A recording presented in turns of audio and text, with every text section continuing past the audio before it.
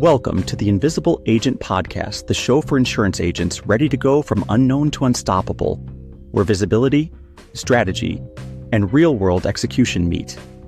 Hosted by Dave Cheatham and Mike Sorensen.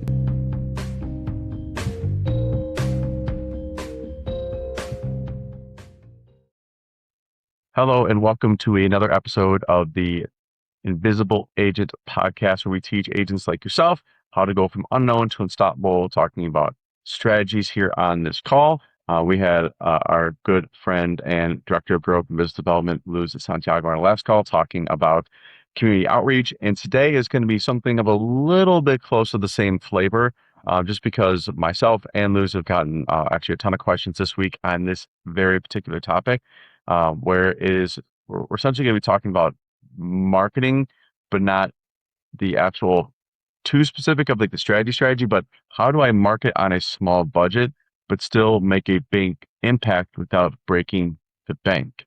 Again, I run into this multiple times already this week, so I thought it was very appropriate when we were jumping on offline before we even started this.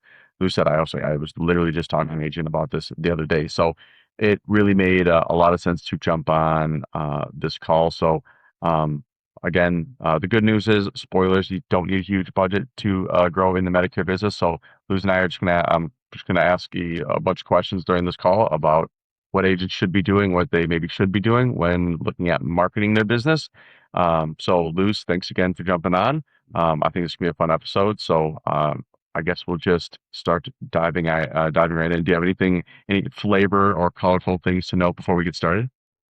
Yeah, no, thanks for having me again, Mike. And I think, you hit the nail in the head by saying you don't need a big budget, right, to be successful in this business. And the reality of it is that the biggest investment that you're going to have is not going to be money, but time.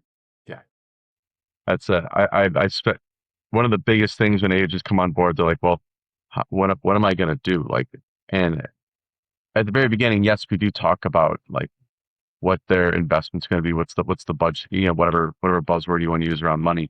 And we have a ton of agents that have like almost $0 and 0 cents to market. And we have a ton of agents that have a couple $1,000s to budget for marketing per month. And if we don't have money, we must have time and energy. Because if we don't have money and we don't have time or energy, then we really can't do much. But for those of you who have money, which is fantastic, we sometimes don't need as much time or as much energy because we're going to let the marketing and the money do a lot of the work. So that is the good news for those of you who are in a position right now to have a lot of like money to spend. Like, yeah, like you don't have to use much time and energy because the marketing's going to do all the work. But for those of you who don't have a big budget, we just need time and energy. And that is going to be your friend. It's also going to be your foe because a lot of people are impatient when it comes to time. But if you have a high work ethic and you know like this is going to be the business for your future and like what you want to spend your livelihood doing, like it is going to work out with absolute waves of fulfillment for you in the long run. So yeah, so I guess my first question to you, Luz, thank you for that. Can agents really market themselves without spending a lot of money? Like what does the logistics of that look like? Yeah, that's a great question. And we've both been doing this for a while, Mike, when we talk to agents, and we always get this question. And the reality of it is, do not let your budget be the one to determine what your efforts are going to be, right? Why? Because some of the most successful agents that I'm sure we've both worked with, right, once they're building their agency, their business, their number one thing that works for them is not their finances, but the consistency of them being in the community, right? Deciding to wake up every day and going and showing up and be reliable. Why? Because when people do business, right, they are doing business with people that they trust. They're doing business with people that they like, not necessarily with people that have big budgets. Right. It's really, I think there's the R word, relationship business, is what I was told when we first got into this. It's not what you know, it's kind of who you know. And if you don't know anybody, then you got to start knowing people, because that'll be the easiest trigger for your business, is the moment you start getting into rooms that, there's a lot of free rooms that you can get into to get around people that you want to work with, or work with the people who have the audience that you want to work with. That it's just about being a human, having personable conversations, creating meaningful connection, and nurturing those relationships for a long haul, which for a lot of those, like, I mean, I've spent a cup of coffee to maintain relationships and invite people out, like very minuscule type of marketing budget. But those relationships have now continuously, even to this very day. I mean, crazy enough, I was at it just, I was at home last night until about 8 o'clock, helping a husband and wife out with Medicare. Like, I don't do it very often, but it was from a relationship I built back in 2018 that referred people over to me, and that still continues to happen to this day. It's not, and I'm spending $0, 0 cents on marketing right now because I really don't do a whole lot of really business 101. But it was just based on continuously just being in contact with people, building a relationship, and letting that relationship evolve over time and nurture it. Where I'm still getting business from those channels, which is just crazy to me. That's amazing. But yeah, it's like again, that's why when we talked about time, like, yeah, like back in 2018, would I have like made $1 billion in my first year with that relationship? No. But over the course of the past 7, 8 years, like, they've sent me a lot of business. So, and I paid nothing for it. And that's a big, big lever. I think a lot of agents need to start pulling at is like, understand time is going to be a factor. Like, you have to nurture this, but also you can pull big business from your relationships that you have in the market that will not cost you money to get. Even some do pay for it, but that's a whole nother. Yeah. Yeah. So, yeah. So if you're a new agent, or maybe you're a veteran agent that's like, hey, I want to go back to like doing marketing, and because you're just relying on referrals right now and you want to start marketing again, what's the first thing an agent should probably start doing? Yeah, I mean, number one thing is you have to make yourself visible, right? Start asking yourself, where are the people in my community that are already gathering, right? What are some of those places where you could just walk into and start building those relationships? Instead of waiting for those people to find you, you can go and find them, right? And we're talking about influencing people, right? Like Right. people out in your community. We're not talking about your prospects, we're not talking about who your next client's going to be, but building that pipeline, right? And so one of the things I used to do when I did community outreach was go to networking events, like just Googling, what are some networking events around me? And some of those had a cost to them, some of them about 15, $20, but that's because they will have like food and drinks. And it was all business related. And I built some great relationship from those. You'd be surprised. Once I went to a networking event at a bank. The bank was just hosting a get to know your neighbor type of Oh, event, that's nice. and I got a ton of relationships from that. So you don't have to go far. Takes a couple of minutes of your day to Google something, but networking is definitely going to be a great step into the right direction. Yeah. And for myself, like networking is it's still not a strength of mine because I can talk to people once they come up to me, but I'm very difficult for me to go up and start organic conversations. It's just not a skill of mine. Need to work on that in my life. But for those of you who are like me or are really introverted, you're not really good at starting those organic conversations. Biggest hack for networking events is when you show up, find the one other person that's probably like you standing by themselves, not talking to anybody, and go up to them and talk to them because they're not talking to anybody because they're also like you. They don't know how to create organic conversations, so they're waiting for someone to come up to them.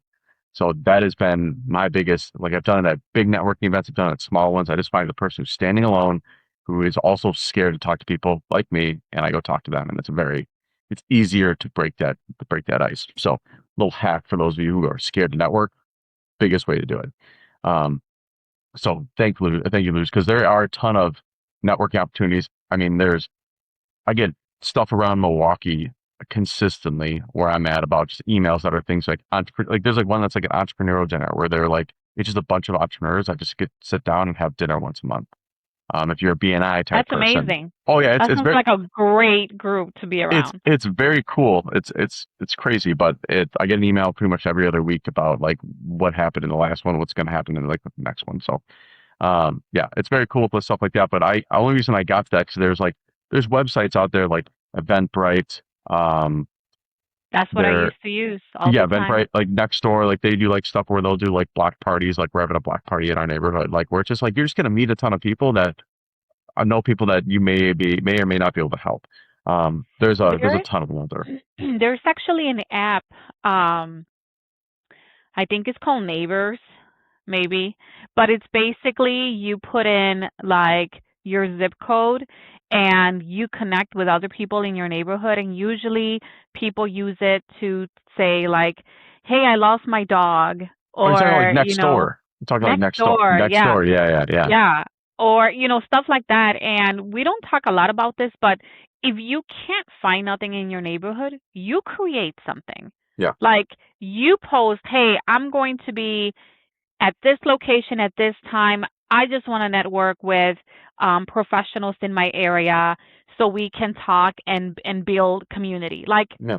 you can do it. Yeah. Don't wait for someone else to build it. You build it if you can't find it. It's either it's like either being a part of community or creating community. Those are two options. That's really when it boils down to like marketing in general. It's either you be a part of something that exists already or you create something new. Those are your two options. So I think that's super, super good because you are organically creating something where you are now like the kingpin of, where everyone looks at you as like the expert, and then those people funnel into this kind of networking group. So I think it's phenomenal. My next question was actually going to be about like community bulletin boards, which like Nextdoor is like a digital one. Yes. But I don't think many agents take advantage of the bulletin boards anymore because they don't think they are as effective. What is your take on the community bulletin board, like the grocery stores, coffee shops, libraries? They are definitely effective. I've walked into libraries and there's a ton of resources, whether it's events, whether it's meetings, other individuals, right? Other professionals posting their own business cards. Everywhere you go where you see a bulletin board, if you saw it, that means other people are seeing it, Yeah, right? And so don't think, oh, no one's going to see it, no one's going to grab it. At the end of the day, right? I'm not a Medicare eligible. mm, However, I know a lot of people, mm, right, in my personal life that is. So I might not be your client. However, I might pick that bulletin and say, hey, my dad, my mom, my aunt, my uncle, they need this services. So don't think that, oh, seniors don't come here, right? Or a senior will not be walking up to this establishment. Maybe not seniors, but individuals that know seniors or right. know somebody, right, that needs that service. Because I feel that sometimes we also in our mind think that only the elderly have Medicare, and that's not true. Right. There's so many individuals, right, that have Medicare. Underage. Yeah. Long as you're 21 and older, right, and Mm, you have a qualifying condition, you're going to have Medicare. So you never know that individual that goes to a location, sees your bulletin, and picks it up. You just never know. especially if you have no marketing budget right now, like fundamentally, if you have a marketing area that you want to focus on, if you spent a day to maybe like a week just going around to all your local areas, because shameless plug, our agents who are underneath us, they all get 100 free flyers a month. So if you take those 100 free flyers and just spend a day or two canvassing your area, I mean, if we just thought about this at a micro level, if every single business that was in your, let's say, 2 or 3 counties you live around, if every single business had a flyer of your face, your information in every single business, you would get business from it. Like you would, Yeah. because it's just Remember, getting that energy level to do that. it only takes one person to pick up that flyer Yeah. to And get that phone ringing. and you One made a good person, point that's there. it. You made a super good point. If you know it's there, so do they.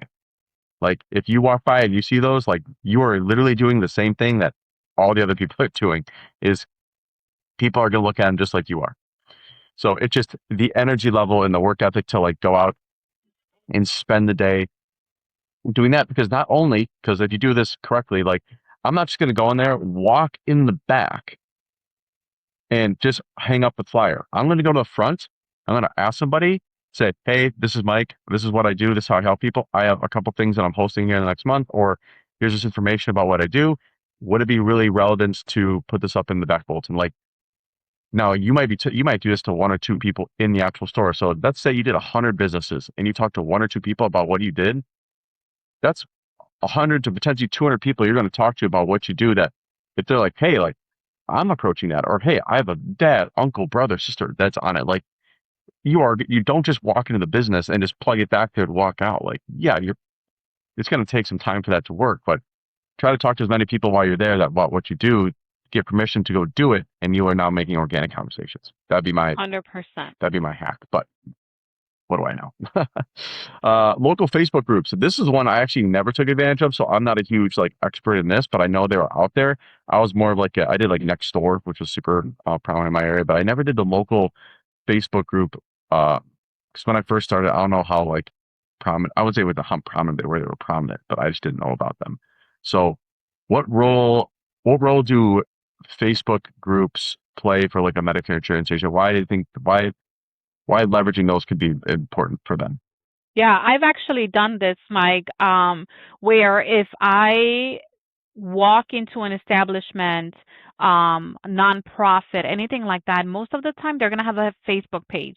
Mm-hmm. So they might not call you every time they're going to have an event or a gathering, but they will post it on Facebook.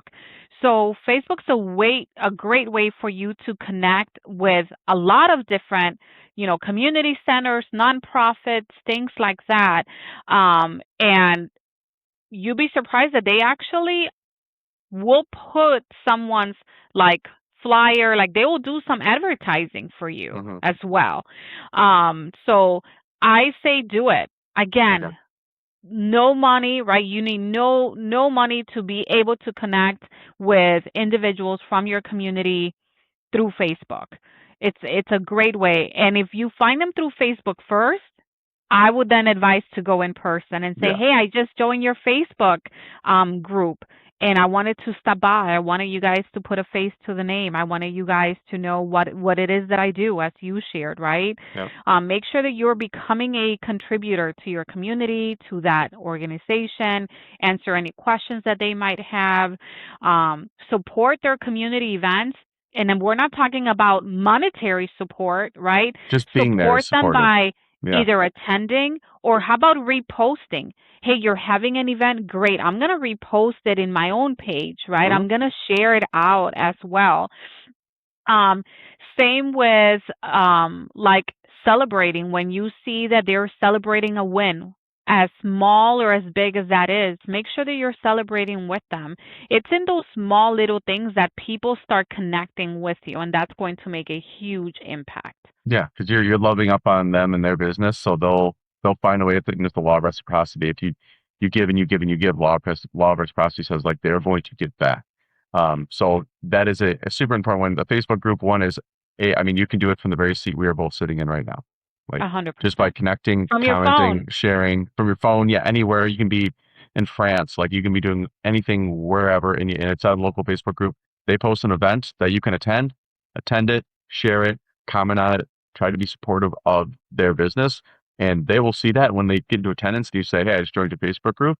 They're like, "Oh my God, you're the one who commented. You're the one who shared our post." Like for small businesses on Facebook, like a lot of them don't have a like gigantic following, and they're not like their Facebook isn't like their bread and butter. So you just commenting and like liking and just sharing is huge, not only for their business, but they like the support. And honestly, Absolutely. if you were posting on Facebook and someone liked, commented, and shared a post for you, like you'd probably like do a backflip, because it's like, oh my Yeah. God, this is That working. Like, warms your heart. yeah, it does. So I think it's super important for like you as a business to support other businesses in your area, because that's how businesses will connect and send referrals back and forth. My father-in-law has been networking Madison for 35 years, and the amount of people he connects people to because they're who he knows, but then also then connect him, because that's how he is 100% a referral business itself. He's a general contractor in Madison, and he writes millions and millions of dollars of business a year with zero paid marketing. He is just a connector, and then people connect him when he needs to do that. So that is, if you can be like that for somebody, you are indispensable to them because they can go to you to find anybody they need to get connected with, but then they'll also refer you business to when that time Mike, comes. I'll tell you a story. I got a lead yesterday from a friend of mine, a Mhm. personal friend of mine, um, and he was Ubering, and Okay. he picked someone up, and the individual he picked up, they're like, "Hey, what do you do?" And so they were talking back and forth, and the individual he picked up, he's like, "I want to start selling Medicare." And next thing you know, he connected him to me. And now he wants to join the team. Like, you never know who you're No. talking to, right? And so Right. when we're talking about $0 cost networking, something as, "Hey, how are you today? What do you do for a living?" Like, that opened up a whole can of worms, and here we are today. He's super excited to learn more about Family Financial Solutions Group, what Yeah. it is that individuals like you and I do, and how we can support him. I mean, it was mind-boggling how a small conversation, a 5-minute ride, now turned into this. So Well, it worked out yeah, for you very well just by having a relationship with that person who's inside that Uber. a I mean, hundred the percent. fact that an Uber person said, I want to start selling Medicare is just crazy to me. But that you just don't, I don't know. For me, I'd say I don't hear that too much. Um, I know we've talked a little about networking events. We haven't really talked about chamber of commerces, and this is something I have a unique amount of experience in. But I'm going to kind of defer to you, Luz, because we've talked about chambers before. Why there is a cost to this. It's typically not a gigantic cost, but there is a cost to join a chamber of commerce. Why should an agent join a chamber? Yeah. I think a lot of individuals do not understand the value of what a chamber of commerce does. There's one near you. So Google Mm, it. Where's my nearest chamber of commerce? And you'd be surprised. Walk in there. It's almost like what I always tell individuals about meeting your legislators, right? You want to make yourself known on a personal level because you live in that community. You want to know what the chamber is doing for you and for your community. So one of the best reasons why you want to go to a chamber and make yourself known, and as you said, it is going to be an investment. Sometimes it's not, sometimes it is. mm, Um, Depending on the chamber, it might be $20, it might be $200. yeah. Who knows, right? But you need to be part of your chamber because what they do is they actually unite different businesses together. And what I mean by that is that they might have a newsletter, they might have a booklet, they might have monthly meetings, they might have quarterly meetings, they might have biannual events, they might have a whole bunch of activities, and the individuals that come to these events are going to be your financial advisors, your lawyers, your realtors, right? Your nonprofit leaders. Everyone Healthcare that you, providers. yes, Yeah. everyone that you want to connect with, they are already part of the chamber. Like, it's a given. So you going to one location that already has all of this, they're basically going to do the groundwork for you, Mhm. right? When I was part of the chamber, I received at least an email weekly, and it said, "Hey, Dr. So and so," or "Hey, the police department," "Hey, this realtor," "Hey, this individual is doing this," right? And they actually have a list of everyone that's part of the chamber, their contact information. I mean, they're literally going to be vetting and giving you all the leads that you need to start building that Rolodex of different professionals in your area that you can go and reach out to. And it's intimidating when you go into an establishment and you're like, "Hey, I'm Luz. This is what I Yeah. do." Like, that could be intimidating. But if you say, "Hey, I'm Luz. This is what I do. I see that you're part of the chamber. I just became a member. I Yeah. wanted to know if I can stop by and share with you what I do, or can we go out for coffee, or can I come and you tell me a little bit more about what you do?" Like, the chamber is going to be that foot in the door where it's not going to feel as It's not gonna awkward. feel cold. It's gonna be more of like a Yeah, warm touch, like, oh, yeah, okay, they're a part of the hundred chamber. I'm like, percent, yep. Yeah. And 100%. not every And chamber is going to be like, it's not a like every chamber is the same. Like I've been a part of 3 different chambers and they're definitely like they're all different in different ways. So just know like like one of them was like they had like monthly meetings or in-person monthly meetings, and some of it was just emails of just information. And it's like yeah. you don't know what you're gonna get, so vet them first because you don't want to pay hundreds of dollars to a chamber when they never meet or they meet once a year for like an annual. Like And I would also add to that, Mike, that don't think that you being part of a chamber is always about I'm going to get business from this, right? right, It's not about that. Think of it almost as it's going to give you visibility, but even more importantly, what it's going to do is going to equip you with contacts that is, Mike, if you're my client, and we get crazy calls from our clients all the time, right? Like, oh, my tooth chipped. Where should I go? Like, you yeah, know what I'm saying? Like, oh, I need my room painted. Who should I call? Like, they'll call you and ask you for the crazy craziest things things. of who should I call when this happens. You want to be that person. You want to be the first line of defense when they need something. If they're calling you, don't think of it as, oh, here they go again asking me these questions. No, that means that they trust you.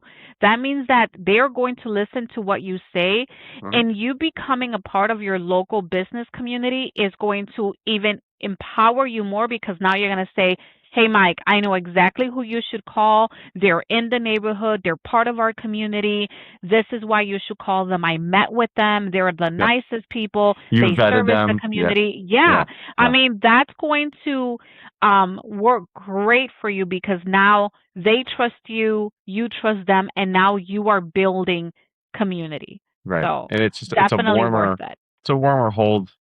It's a warmer hold for you because now you are now becoming a more dynamic business because you are the reason you are going, oh, another one of these questions because you have no sense of like who's good, who's not good. You have no connections. The moment you have connections, when they say, "Oh God, my bumper just fell off because some 18-year-old hit me," it's like, "Oh geez, I know Bob down the street. Like I met with him. You mean maybe met him at events? Like, hey, here's his number. Like he does great work. Like I met him. He's a great guy. Like that." It gives you more excitement when you actually get those calls because you actually have someone to forward them to.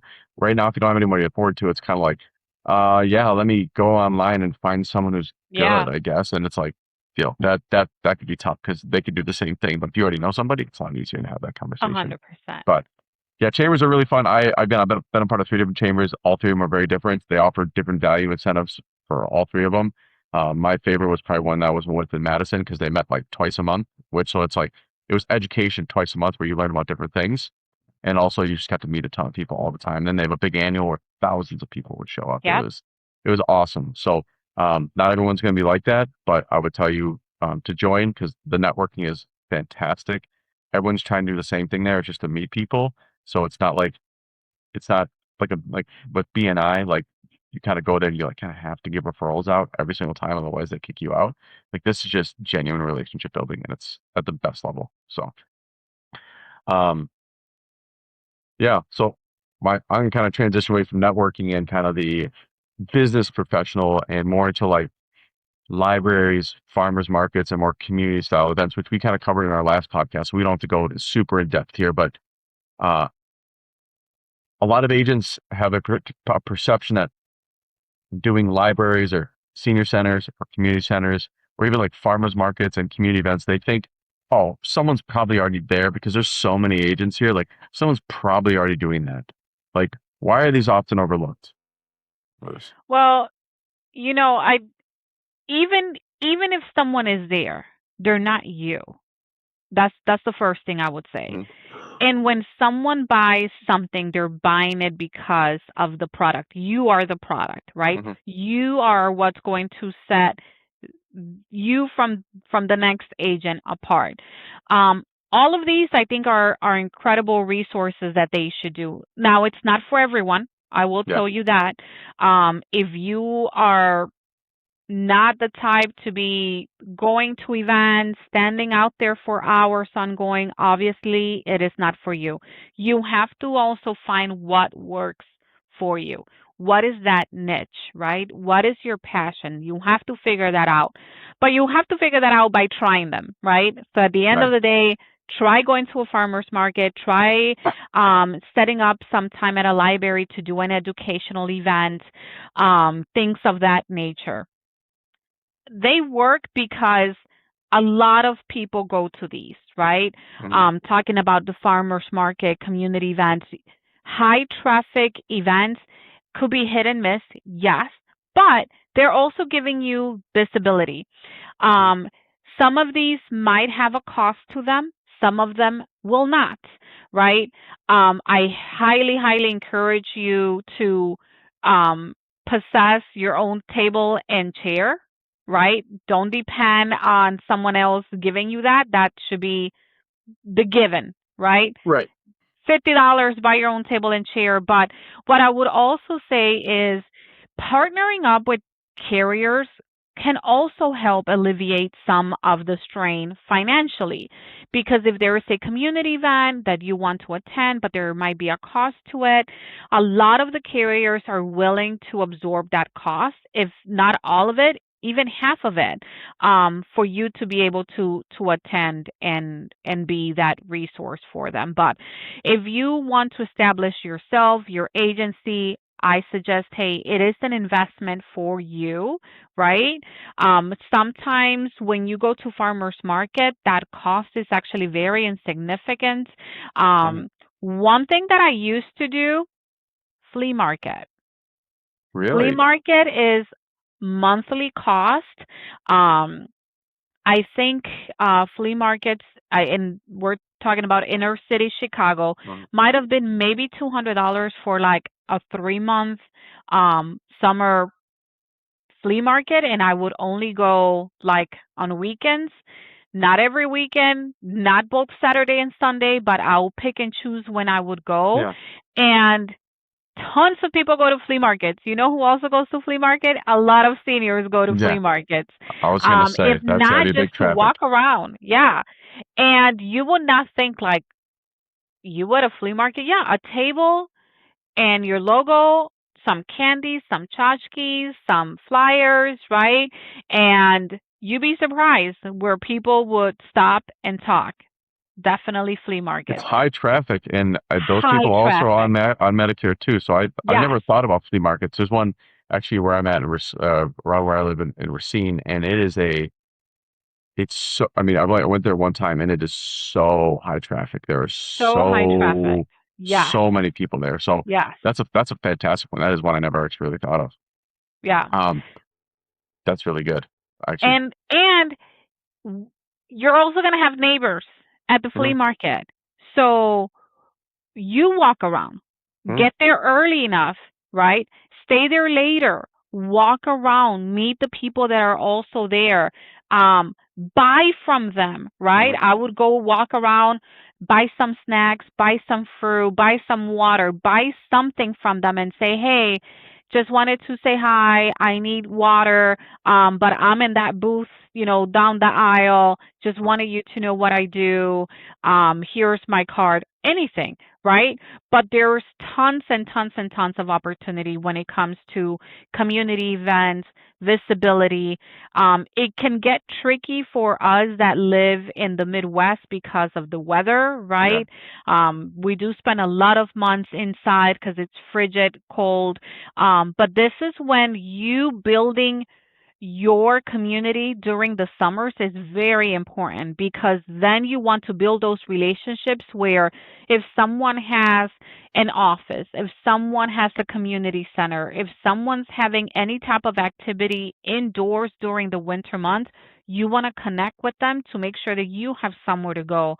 during those cold, frigid months. So start thinking not just about today, where am I going to go tomorrow or next week, but hey, where am I going to go 3 months from now when it's snowing outside or, 5 months down when it's still frigid, cold weather? People are still going to come out. So you Yeah. still want to make sure that you have that visibility. That's a good point. And when you do all these, I want to make a point too, because introvert here, tabling at like a flea market that's high traffic, high volume, where you're behind a table, and people come up to you to talk, and so you have to do the outgoing. phenomenal way to start breaking the introvert shell a little bit and having more genuine conversations with people. So absolutely love that. Last thing, what do you think is the biggest marketing mistake that new agents are making when they do this? Like if you had to pick one, what would it be? What would be Yeah. like the biggest one? He'll probably have to be waiting around for that call, waiting around for, you to have your logo ready, for you to have your website ready, for you to have the perfect marketing plan ready. Meanwhile, there's agents that are just out there hungry, Doing going, right, hitting the road, like going a million miles an hour, and here you are, like, oh, maybe tomorrow. Do not wait for perfection. Do right, not wait until you feel like, okay, I'm ready. Because we're never going to be ready, right? Like, you just have to go. Trust in yourself and just go. Remember, you don't have to be everywhere. You just have to start some somewhere. way. That's a perfect line to, I think, transition into the next one. Now, that's the biggest mistake. All right. Now, what do you think is the one marketing habit that every successful agent has developed that you've seen, or if they haven't yet, what should they start to be Yeah. developing? You have to, and we talked about this the last podcast we did, Mhm. Mike. You have to be consistently visible. Consistency is key. You have to, whether you're going to just attend one networking event a month, do an educational video a week, whatever it is, right, that you are doing, you have to stay consistent. You have to be able to almost get in a habit of, you wake up, you already know what you're going to do that day, right? Be consistent in your habits. Now, with that consistency, you also have to know when something's going to work and not work, right? So you Right. also have to be able to pivot if something's not working. But people cannot refer someone if they never hear from you. So Right. be consistent, but also be reliable. That is actually I did a training at this morning for agents, and the topic was because I talked to two agents this week that I right around the same time, about 7 8 months ago, I talked to, and one was, they were both in the same situation. They were both like upset that they've not grown more. They weren't writing, each of them weren't writing that much business. The phones really weren't writing that much, and they wanted to, like, they're like, all right, I'm done. Like, let's grow this. And one of them, uh, idea where we just talked about like two things to kind of do for the foreseeable future, at least next 8 to 12 months. Use the two strategies that you're going to do, based on everything we talked about, customize it to them. And then I did this, pretty much the same exact thing for the other agent. So agent A, agent B, and I talked to both of them for whatever reason this week. And the first agent has literally switched, like almost within a couple of weeks, switched what she was doing that we talked about. And it's just been trying these like trying to get into providers, tried to get into like Oak Street, tried to do like senior center events, did one, tried to do networking, bought leads, like just sprayed and prayed essentially. And now is in worse situation now because she's spent money, she spent time, spent energy, and has not written Mm. really much of any business sense. And then I have agent B, who is literally done, we did two strategies that we talked about 8 months ago, and has done them every day, every week, every month for 8 months. And he has been doing insurance for nearly 20 years. And he said, after 8 months, he said, I have never been busier in my entire career Wow. than he is right now. Why? Consistency. It's not reinventing the wheel. It's being consistent and just doing it. And honestly, shocking, but when you do it consistently, not only are you doing it consistently, people see that same messaging, but you get better at doing it. Like, if I started tomorrow calling leads again, I'm going to suck tomorrow because I haven't done it in a while. But if I did it every day for 8 months, by 8 months, I'm going to be really good. And like, I'm going to have no problem calling leads and getting appointments. But everyone gets really excited to make the change to a new thing. And then the excitement wears off once they realize this is hard. And then they change to another thing because then they get excited by changing to another thing because they think it's going to work. Then it gets hard. And then they keep doing that. I digress. But that was a fundamental problem with these two agents. So when you talk about being consistent and being visible, it is, I think that standalone encompasses all of our podcasts. And we've done is being visible for people to be able to see you, that you're credible, and also consistently doing the same thing over and over again, because there is not a, there's no magic bullet. What was it? What was the phrase? It was like, there is no silver bullet. There is just golden nuggets. So there's no one thing that's going to fix your business. It's Yeah. going to be a lot of little things, but doing a lot of those little things consistently over time. Before we jump into the next question here, Mike, I always tell agents, don't try to do what the next agent is doing, because everybody is different. And when someone says, "Oh, I'm going to do that because they're doing it." Yeah, but that doesn't mean it's going to work for you. You have to feel comfortable in what you're doing and know your own abilities to do it, right? Right. So, but consistent, whatever that is, just be consistent with it. Correct. Actually, I didn't have any other questions. Like that was the last one I kind of rung out here. So, I think there was a little game that we're gonna play to kind of round this out. I think it was called Myth or Fact, a marketing myth or fact, a little fun segment. So we'll just play this quick little game to round out the podcast. I think it's gonna be super fun. So, Luz, you need thousands of dollars to build a successful a successful Medicare business. Fact or myth? That is definitely a myth. You just need consistency and relationship far more than you need that big budget. Awesome. Networking is only for experienced agents. Fact or myth? That is definitely a myth, because new agents often believe that most because they're building new network from day one, but no, that is definitely a myth. People are more likely to work with someone they've met in person. That is a fact. Fact? Face-to-face interactions build trust much faster than any advertisement, 100%. Libraries and community centers are great places to educate people about Medicare. Fact. You know why? Because they're a trusted community space. And I think our last one here is the best marketing is helping people before asking for their business. 100% fact on this one, Mike, because that's how you're going to build that trust, right? And that trust is essentially what's going to lead to long-term success. If there's something about BNI that I do actually agree with, they have a core principle called giver's gain. And it's the fundamental philosophy they have that you will give far more than you will gain in the beginning. And actually probably in the long term.